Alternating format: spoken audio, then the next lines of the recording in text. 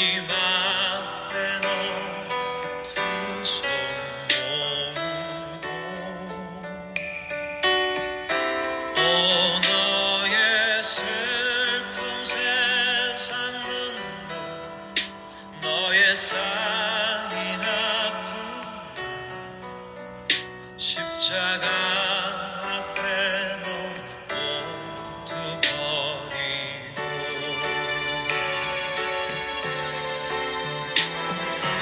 예수 오 예수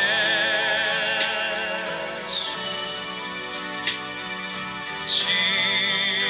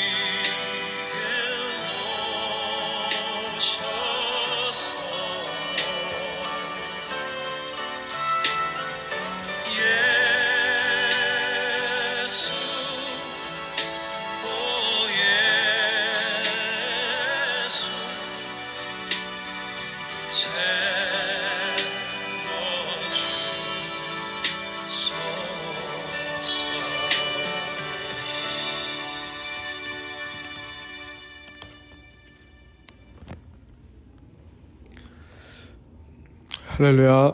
오늘 2023년 12월 17일 저희 주일 예배를 함께 시작하도록 하겠습니다.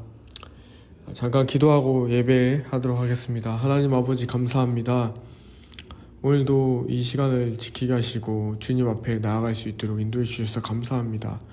십자가에 달리신 예수 그리스도, 그리고 죽음 가운데 부활하시고 다시 사셔서 우리에게 천국 소망을 품게 하신 주님의 은혜에 감사합니다. 하나님, 일으키시고 세우시며 우리에게 힘주시길 원하시는 주 그리스도의 사랑이 오늘 주님 앞에 나아가고자 하는 주님의 자녀들에게 하나님의 영광과 하나님의 은총이 가득하기를 기도합니다. 하나님, 오늘 말씀 들고 섭니다. 하나님께서 함께 하셔서 우리에게 힘주시고 능력 주셔서 세상을 이기는 믿음 갖게 하여 주시옵소서. 감사함이 예수님의 이름으로 기도합니다. 아멘. 네, 오늘 말씀은 두려움과 고통을 이기는 예수님의 사랑이라는 주제로, 두려움과 고통을 이긴 예수님의 사랑이라는 주제로 요한일서 4장 18절 말씀으로 말씀을 나누도록 하겠습니다. 요한일서 4장 18절 말씀을 제가 개역개정으로 읽도록 하겠습니다. 사랑 안에 두려움이 없고 온전한 사랑이 두려움을 내쫓나니 두려움에는 형벌이 있음이라. 두려워하는 자는 사랑 안에서 온전히 이루지 못하였느니라. 이 말씀을 세번역 성경으로 그 앞에 16절에서 18절까지 세번역 성경으로 다시 읽도록 하겠습니다. 우리는 하나님이 우리에게 베푸신 사랑을 알았고 또 믿었습니다. 하나님은 사랑이십니다. 사랑 안에 있는 사람은 하나님 안에 있고 하나님도 그 사람 안에 계십니다. 사랑이 우리에게서 완성되었다는 사실은 이 점에 있으니 곧 우리로 하여금 심판날의 담대함을 가지게 하려는 것입니다. 우리가 이렇게 담대해지는 것은 그리스도께서 사신 대로 또한 우리도 이 세상에서 그렇게 살기 때문입니다. 사랑에는 두려움이 없습니다. 완전한 사랑은 두려움을 내쫓습니다. 두려움은 징벌과 관련이 있습니다. 두려워한 사람은 아직 사랑을 완성하지 못한 사람입니다. 사도 요한은 AD 85년에서 90년에 이 요한복음을 기록한 후, 그리고 90년경에 에베소에서 요한 1, 2, 3서를 썼습니다. 그는 반모섬에 유배되어 요한계시록도 작성하게 됩니다. 에베소 지역은 사도 바울이 3년 동안 머물면서 두란노 서원을 빌려서 하나님의 말씀을 가르친 곳입니다. 그곳에서 바울을 통해 듣고 배운 제자들이 소아시아의 7교회 주변 지역 전역으로 퍼졌고, 또 그들을 통해서 사도들이 하나님의 말씀을 선포하고 또 교회를 세우게 되었습니다. 바울이 털을 잘 닦아놓은 에베소에서 요한도 자신이 머물게 되면서 이 요한 1서를 작성하게 된 거죠. 요한은 그리스도 예수님께서 육체로 오신 것을 그 당시에 믿지 않고 거짓이라고 주장하는 이 영지주의자들의 사상과 논리를 반박하면서 살아계신 하나님의 말씀을 증거하고 전파하고 있습니다. 또한 요한은 주님의 영광을 본 자입니다. 요한계시록을 작성하며 또 요한 1서를 작성하며 하나님의 사랑을 정말 듬뿍 받은 정말 많은 주님의 사랑의 비밀을 알게 된 자입니다. 사도 요한이 자신이 유배되어서 이 죽음을 앞둔 상황입니다. 이 상황 가운데에서 어떻게 평강을 유지할 수 있었을까요? 이 초대교회 당시에 많은 사람들이 예수님을 믿는다는 이유로 로마 황제의 이 뜻을 반대한다는 이유로 많은 이들이 이 원형 경기장에서 많은 로마인들이 구경하는 그 가운데에 조롱거리가 되고 실제로 일가족과 교인들이 초대교회에서 모인 그 교인들이 사자밥이 되는 상황이 있었습니다. 사자밥이 되는 상황에서도 예수 그리스도 이름을 절대 배도하지 않고 정말 천국 소망을 바라보며 그 죽음 앞에 두려움 사자가 으르렁거리는 그 죽음 앞에 정말 평안 가운데 사자밥이 될 수 있었던 내 눈앞에서 내 가족이 사자에 뜯겨 먹히는데 그 상황에서 순교할 수 있었던 그 평강의 힘은 무엇이었을까요? 초대교회 그 시절 지금 2000년 지난 이때 세상은 끊임없이 이 공중의 권세 잡은 사단 마귀는 믿는 자들을 죽이려 합니다. 그리고 의인은 예수 그리스도를 잘 따르려고 하는 의인은 그 의인에게는 고난이 많습니다. 이 세상 누구도 성경에서도 고통과 고난이 없다고 말하며 평강 가운데만 살았던 사람은 없었을 것입니다. 다들 고통과 고난 가운데 두려움 가운데 살아가고 있지요. 그런데 예수님은 우리에게 말씀하십니다. 두려워하지 말라, 놀라지 말라, 내가 너희와 함께하고 있다 라고 말씀하시죠. 이 세상에 돈이 정말 많은 백만장자도 돈이 없어서 허덕인 자도 세상에 알려진 이름난 자도 그리고 이름 없는 자도 가난하거나 부유하거나 궁핍에 처했거나 핍박을 당한 자나 평강 가운데 있는 자나 우리 모두는 예수 그리스도를 따르고 예수 그리스도의 십자가의 표대를 따르는 인생이라면 누구나가 각자의 십자가를 지고 좁은 길을 걸어가신 참된 목자 되신 예수님을 따라가고 있습니다. 우리 모두는 이 삶 가운데 숱한 어려움을 겪고 있습니다. 그리고 이 어두운 세상 가운데 빛이신 예수 그리스도의 말씀에 나를 비춰달라고 항상 주님께 도움을 구하며 이 어둠을 통과하고 있는 이 시대를 이 각자의 십자가의 삶을 살고 있습니다. 그 길에 앞이 보이지 않으면 우리는 두려움과 고통 가운데 있습니다. 그리고 이 두려움과 고통 가운데 그 누구도 하나님이 도와주시는 힘이 없다면 성령께서 이끄셔서 예수 그리스도께 나아갈 그 능력을 얻지 못한다면 우리는 다 넘어질 수밖에 없는 존재입니다.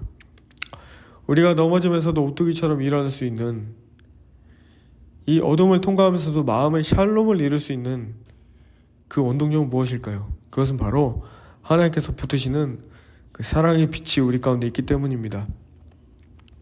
세상을 이길 수 있는 그 두려움을 고통과 고난을 뛰어넘는 것은 바로 예수 그리스도께서 보여주신 그 십자가 사랑입니다.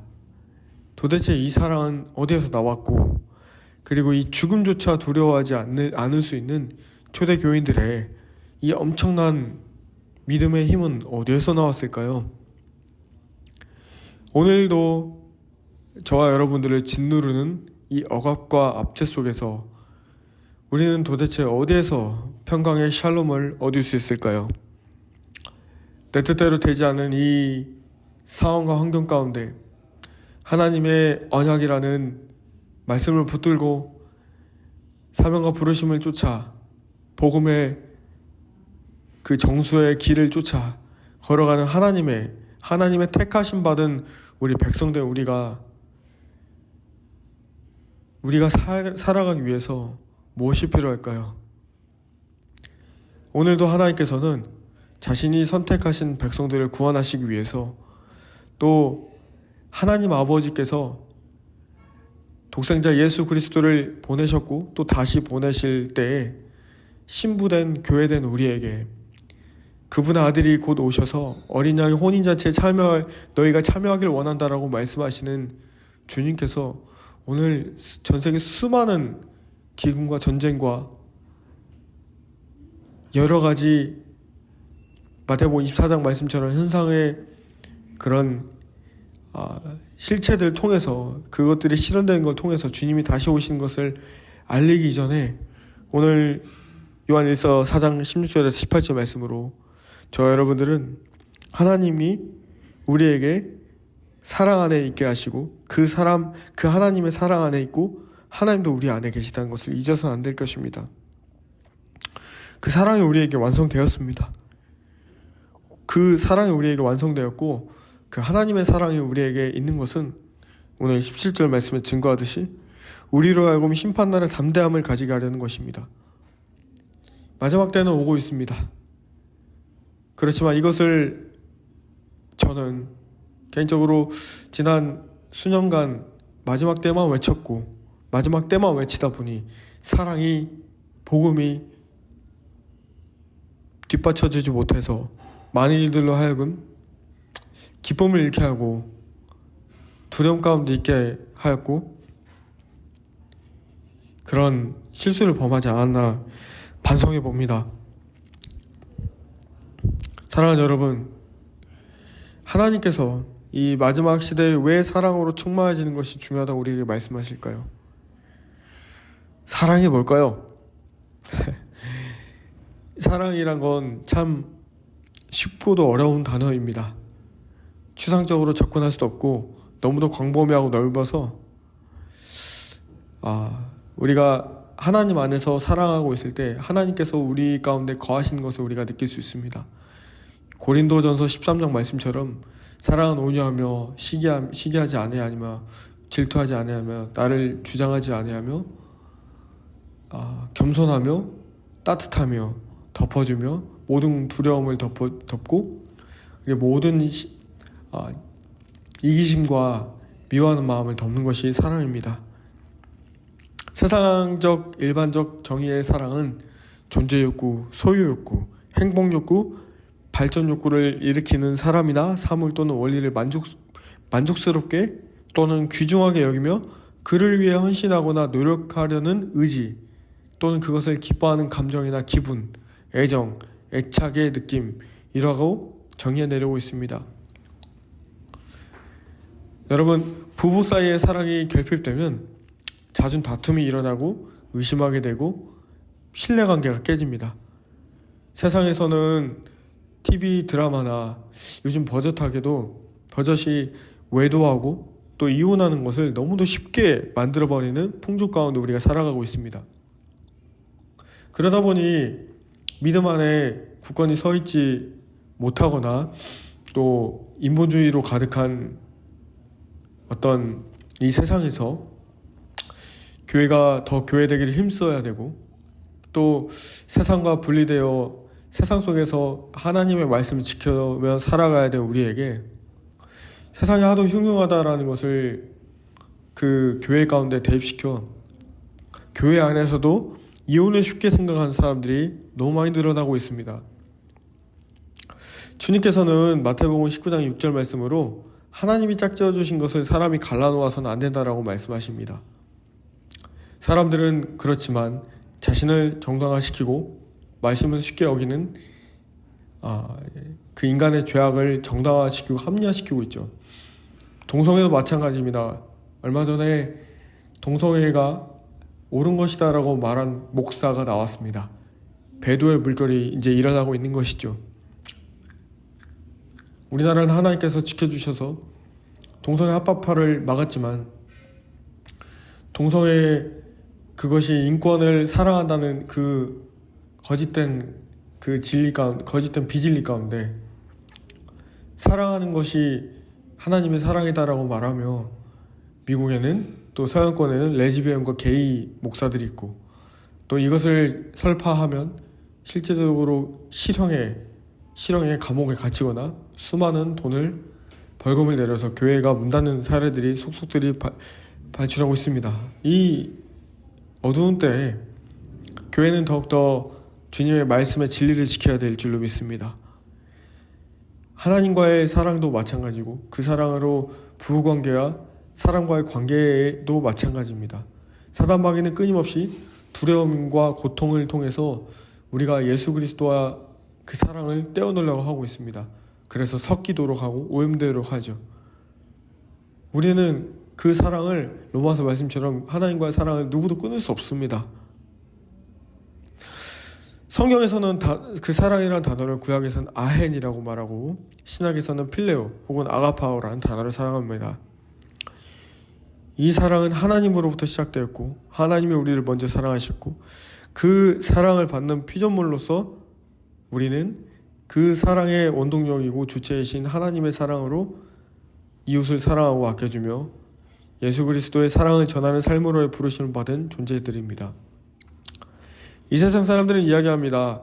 이 땅에서 마음껏 즐기며 살면 된다라고 말합니다. 지옥은 있긴 있냐? 못 믿겠다.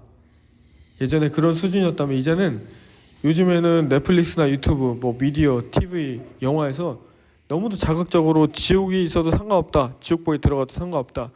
너무도 자극적이고 선정적이고 강렬한 것에 노출되어 있고 영상도 굉장히 강렬한 것이 더 많이 나오고 우리의 인간이 느낄 수 있는 카타르시스의 어떤 감정적인 것들을 정말 너무도 극도로 극한 상황까지 자극시키고 있는 이 마지막 시대에 살아가고 있습니다. 우리가 너무 자극적인 것에 노출되면 우리 내면에 있는 깊은 감동과 울림을 주는 사랑이라는 감정이 메말라지고 딱딱해집니다. 하지만 우리 인간을 창세기 1장 26절에서 28절 말씀처럼 하나님의 우리의 형상대로 지으신 바 우리는 하나님의 형상대로 지으신 바 하나님의 형상대로 지으신 바 되는 우리 주변의 사람들을 우리는 우리 힘으로 사랑할 수 없대. 끝까지 사랑할 수 있도록 하나님께 도움을 구해야 됩니다. 이 세상 속에 사는 그리스도인들의 가장 큰 과제는 궁극적으로 또한 원시적인 질문으로 돌이킬 수 있습니다. 나는 주님을 사랑한 자인가? 베드로도 예수님과 가장 가까이 지냈지만 자신이 위태로울 때, 목숨이 위태로워질 때 3번이나 주님을 부인했습니다. 예수님 물어보시죠. 베드로에게 네가 나를 사랑하느냐? 여러분 3번이나 여쭤보셨을 때는 신적인 차원에서 그만한 이유가 있다라는 것이죠. 그것은 우리에게 하나님의 사랑을 끝까지 사랑할 힘이 없다라는 것입니다. 그래서 우리는 끝까지 예수 그리스도 안에 거해야 되죠. 예수 그리스도 안에 거할 때 그 사랑의 주체이신 하나님의 사랑이 우리 가운데 흘러나가는 것입니다. 그 마르지 않는 생수의 근원은 바로 예수 그리스도이십니다. 사람이 아닙니다. 나는 과연 오늘 사랑받는 존재로 사랑하고 있는가? 내가 사랑받지 못하면 남편도 마찬가지입니다. 저도 마찬가지입니다. 제가 주님으로부터 사랑받지 못하고 있으면 사랑하는 길에 내가 나아가지 않으면 주님은 여전히 변함없이 사랑하시지만 내가 주님 찾지 않고 주님과 멀어져 있으면 내 안에 사랑이 없기 때문에 나로부터 예수의 사랑이 아내나 자녀들에게 흘러가지 않고 교회 공동체에게 흘러가지 않습니다. 마지막 때 부흥은 크게 현상적인 것이 아니라 내가 먼저 주님 앞에 부흥되어 있어야 됩니다. 내가 먼저 메말라왔던 사랑이 회복되어야 합니다. 주님 한 분만으로 만족합니다라는 고백 많이 들어보셨죠? 실제로 주님이 계시기에 작은 집에 살아도 초라한 옷을 입어도 수년된 낡은 차를 타도 남들이 멸시하는 직업을 가졌어도 통장 잔고에 돈이 없어도 오늘 나는 살아계신 하나님을 믿고 사랑하며 그분을 따르는 하나님의 자녀로서의 정체성이 회복되어야 될 줄로 믿습니다. 할렐루야. 또 그렇게 되신 저와 여러분이 되기를 축복합니다. 기독교 고전 3대 책에 청교도 작가 존 버년의 천로역정이라는 책이 있고 기독교 신학의 아버지격인 성 어거스틴의 고백록과 토마스 아 캠피스의 그리스도를 본받아라는 책이 있습니다. 그 중에서도 마지막 토마스 아 캠피스는 사랑에 대해서 다음과 같이 정의를 내렸습니다. 고통이 없는 사랑에는 삶이 없다. 고통이 없는 사랑에는 삶이 없다. 우리의 인간의 삶은 수많은 고통의 연속으로 이어져 있고 연결되어 있습니다. 고난은 하나님께서 우리에게 축복을 주시고 더욱더 예수 그리스도께 가깝게 우리 각자를 인도하시기 위한 하나님의 선물입니다. 토마스 아켄피스가 말한 것처럼 사랑에는 고통이 따릅니다. 또 반면에 그 안에 기쁨이 있죠. 자, 저도 결혼해서 살지만 서로 다른 남녀가 수십 년 동안 따로 살다가 서로 맞춰간다는 것은 정말 쉬운 일이 아닙니다. 그리고 자녀가 한두 명, 세 명 있고 또 세월이 흘러갈수록 저도 제 부모님께 또 어른들에게 또 드라마 통해서 많이 들었던 이야기가 내가 너희들 때문에 자녀들 때문에 산다라는 고백들을 합니다. 이 말의 근원을 좀 더 거슬러 올라가면 우리는 십자가에서 우리 죄를 용서해 주신 사실 예수님의 용서와 사랑 덕분에 사는 것이지 또 사람 때문에 사는 이유도 있겠죠. 근데 예수님 한번 보십시오. 그분이 우리를 사랑해 주시기 위해서 어마어마한 고통을 당하셨습니다. 뺨 맞고 침뱉음을 당하고 창에 찔리셨고 그럼에도 저들을 용서하셨어요. 예수 그리스도의 십자가 사랑은 그런 것입니다. 예수님도 자신의 기간을 30년 동안 기다리셨어요. 이미 12살 때 회당에서 엄청난 가르침을 랍비들 앞에서 논박할 수 있을 정도의 어마어마한 가르침을 가지고 계셨던 하나님이시기 때문에 그렇죠. 그렇지만 목수로서 또 누군가의 아들로서 누군가의 형으로서 30년 동안 기다리셨고 30살이 돼서 33살 되시기까지 3년 동안 공생의 사역을 하신데도 혼자 하실 수 있는 분이 12제자를 세우시고 3년 동안 그분도 하나님의 뜻만 구했습니다. 삼일체 하나님이시기 때문에 성부, 성자, 성령의 하나님, 아버지를 높이며 아버지의 뜻대로 하셨어요. 그때는 성령님이 오시기 전이죠. 예수님께서 승천하시고 예수의 영이시며 하나님의 영이신 성령께서 오셨죠. 하나님의 뜻만 구했습니다. 우리도 이 땅에서 하나님의 뜻만 구하며 나아가는데 정말 많은 두려움과 고통 가운데 살아가게 됩니다. 그 가운데 있다면 여러분 기뻐하고 즐거워하십시오. 천국의 상이 클 것입니다. 십자가의 삶 가운데 여러분들이 고통 가운데 있다면 기뻐하고 즐거워하십시오. 하지만 두려워하지 마십시오. 오늘 요한일서 4장 18절 말씀처럼 사랑에는 두려움이 없습니다. 완전한 사랑은 두려움을 내쫓습니다. 두려움은 징벌과 관련이 있습니다. 두려운 사람은 아직 사랑을 완성하지 못한 사람입니다. 하나님께서는 극복 가능한 어려움만 허락하십니다. 고린도전서 10장 13절 말씀에 여러분은 사람이 흔히 겪는 시련 밖에 다른 시련을 당한 적이 없습니다. 하나님은 신실하십니다. 여러분이 감당할 수 있는 능력 이상으로 시련을 겪는 것을 하나님은 허락하지 않으십니다. 하나님께서는 시련과 함께 그것을 벗어날 길도 마련해 주셔서 여러분이 그 시련을 견딜 수 있게 해주십니다. 사랑하는 여러분, 두려움 가운데 계십니까? 고통 가운데 계십니까? 저도 마지막 때가 가까워진다고 하며 3년 전에 이 더 가슬라우스 교회가 개척되고 특화된 영역이 마지막 때에 대해서 주님께서 계시와 지혜를 주셔서 마지막 때를 많이 외쳤습니다. 그런데 사랑과 또 기쁨과 평안을 많이 외치지 못하다 보니 두려움이 왔고, 또 저희 함께했던 모든 이들이 두려움만 남게 되었습니다. 기쁨은 없이, 사랑은 없이 두려움만 남게 되니 불균형이 일어났죠. 그것은 하나님이 원하시는 것이 아니었던 것 같습니다. 하나님은 우리를 고통을 주시기 위해서 부르시지 않으셨습니다. 그리고 고통 자체가 또한 또 반면으로, 또 다른 면으로 보면 우리를 어렵게 하기 위해서만이 우리를 고통을 주신 게 아니라 그 안에서 하나님의 사랑을 발견하기 위해서 고통을 허락하시는 거라고 믿습니다. 마치 이 진흙탕 가운데에 참된 보석을 캐내는 것과 같습니다. 왜 사랑하는데 두렵다고 느껴질까요? 저 사람이 나를 거절할까봐? 저 사람이 나를 미워하면 어떻게 하지? 이런 두려움 가운데 다 살고 있습니다. 하지만 선한 일을 하되 끝까지 하라고 했습니다. 하나님의 때가 있어요. 내가 주체가 돼서 내가 그 결과를 보려고 하기 때문에 두려워하는 것입니다. 하지만 사랑하는데 두려움이 왜 가져야 될까요? 두려운 마음이 들진 않습니까, 여러분? 우리가 현대사회로 들어가면 갈수록 교회가 정말 야성을 잃어버린 큰 이유가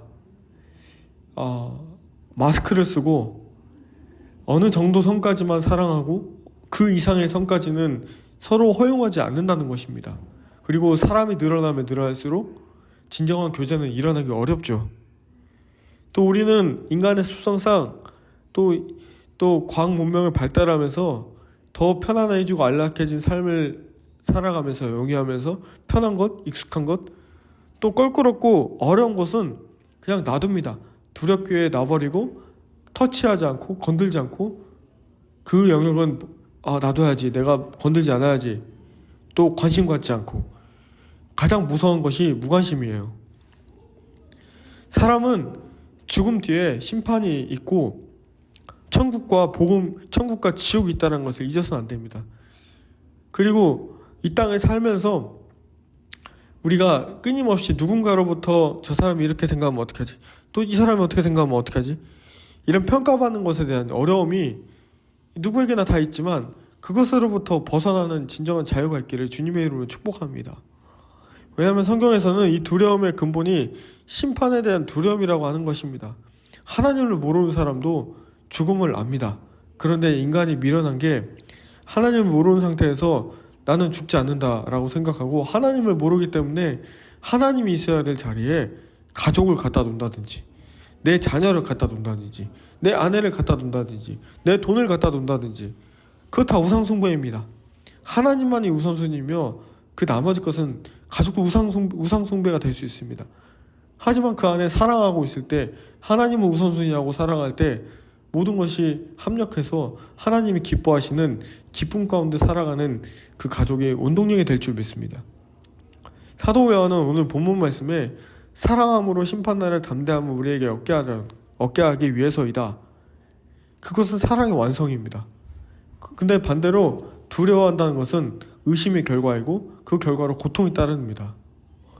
두려워한다는 의미는 아직 사랑이 온전히 이루어지지 않았다는 것을 나타냅니다.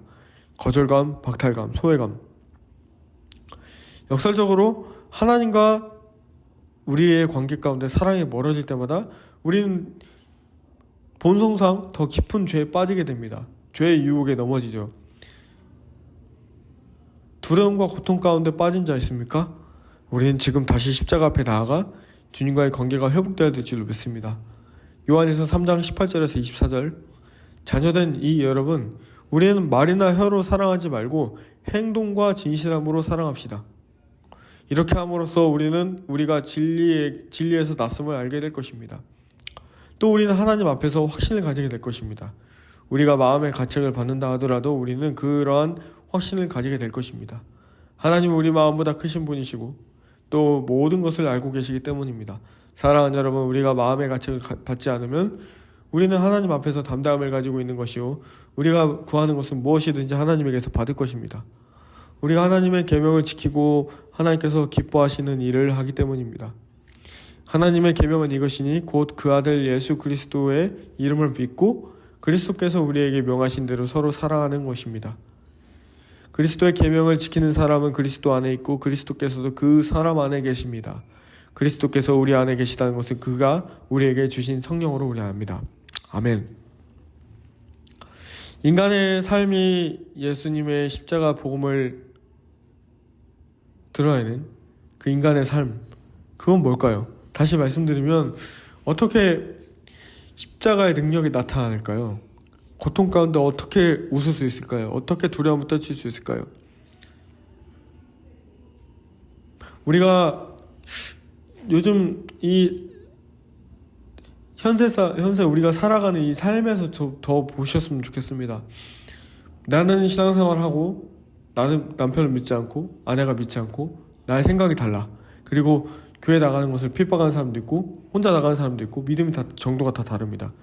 직장에 나가면 정말 꼴도 보기 싫은 상사나 동료가 있을 수 있고 괜히 나를 이유 없이 모함하고 나를 이단시하고 나를 미워하고 나를 질투하는 사람이 끊임없이 있을 수 있습니다. 이러한 직접적인 상황에 부딪히면 참으로 사랑을 실천하고 예수의 사랑으로 덮기가 쉽지 않다는 것을 우리의 연약함 발견하게 됩니다. 세상이 아무리 악해지고 사람과의 관계가 더 거리감을 갖게 되고 어려워진다고 하더라도 사람과 사람 사이의 관계에서 이해하고 격려하라는 마음의 태도가 중요하다는 그 진리는 변하지 않죠. 그럼에도 성경은 끊임없이 수고하고 노력하여 인내하여 그 사랑을 이루라고 했습니다. 언젠가 승리할 것이고 우리가 그 십자가의 능력을 붙들고 무너진 관계 가운데 무너진 담을 세우는 중보자로서 파수꾼으로서 이스라엘 자리에서 있을 때 하나님께서 역사하실 줄 믿습니다. 우리의 시선이 하늘에 고정되어 있지만 이 발은 이 땅에 내딛고 있기 때문에 하나님의 사랑을 이웃과도 실천하면서 살아야 됩니다. 이 시작은 작은 마음의 변화에서 시작됩니다. 감사하지 않게 되면 미워하게 되고 또 이해하거나 인정하지 않게 되면 인정하게 되면 시기하거나 질투하지 않습니다. 나아가 사랑하게 되면 증오를 멈춥니다. 우리는 삶에서 끊임없이 훈련되지 않는 정제되지 않은 말로 서로에게 상처를 주고 받고 있습니다. 말을 잘 하려면 경청도 중요하지만 먼저 사람의 내면의 마음밭이 아름답게 가까워지는 것이 정말 중요하다는 사실을 깨닫게 됩니다. 모든 사람들이 다 힘겹게 살아가기에 비난과 조롱보다 격려와 칭찬 한마디가 낫다는 거죠. 교회는 우리 한 사람 한 사람이 빛과 소금의 역할을 감당할 수 있는 것은 먼저 나 자신이 기도자이면서 예배자가 되어 성령으로 충만해져야 될 줄 믿습니다. 갈라디아서 5장 22절에서 24절 그러나 성령의 열매는 사랑과 기쁨과 화평과 인내와 친절과 선함과 신실과 온유와 절제입니다. 이런 것들을 막을 법이 없습니다. 그리스도 예수께 속한 사람은 정욕과 욕정과 함께 자기의 육체를 십자가에 못 박았습니다. 사람이 성령의 열매를 맺어가는 여정의 과정 가운데 이 열매를 맺게 하신 것은 그 나무이신 예수님이십니다. 우리가 예수님을 닮아가도록 성령의 능력을 우리에게 나타내 보여주십니다. 살아계신 하나님을 믿는 사람들이 하나님의 음성을 들으면 영이 살아납니다. 그 하나님의 능력만이 유일하신 이 교회의 소망이고 소금이 짠맛을 낼 수 있는 원동력입니다. 그것은 사랑과 격려이지 절대 비판과 정죄로 가능하지 않습니다. 관계회복은 이웃사랑으로 연결되고 오늘 저와 여러분들의 자신의 공로의 노력적 어떤 의지적 어떤 결과물들이 아닌 전적인 하나님의 은혜로 우리 모두를 치유하시고 고쳐가시고 또 단절되었던 대화가 시도되고 시작되며 어려웠던 관계가 회복되고 궁극적으로 하나님과의 관계가 회복되어 하나님이 이루고자 하는 일들이 하늘에서 이루어진 것 같이 저와 여러분을 통해서 이 땅 가운데 이루어질 줄 믿습니다.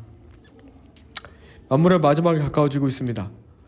택하심을 받은 주님의 백성들이 각자에게 부여진 사명과 부르심도 더욱더 드러나고 있고 또 말세가 가까워질수록 자신의 생각과 자신의 신앙적 색깔을 내려놓고 오직 말씀, 오직 은혜, 오직 성령으로만 우리가 이길 수 있습니다.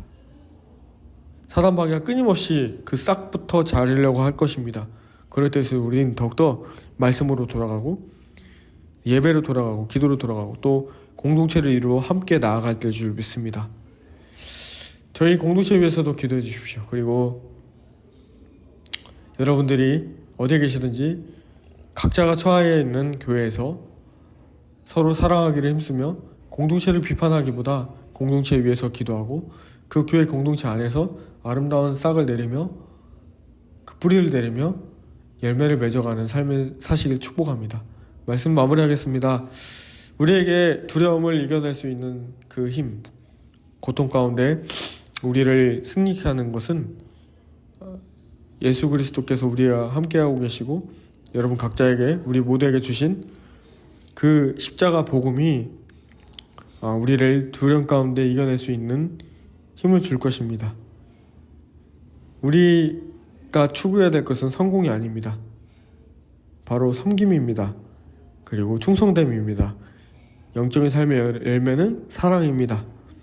끝까지 나를 쳐서 오늘 나를 부인하고 십자가에서 승리하신 예수님을 바라보며 승리하는 저와 여러분이 되기를 주님의 이름으로 축복합니다. 할렐루야.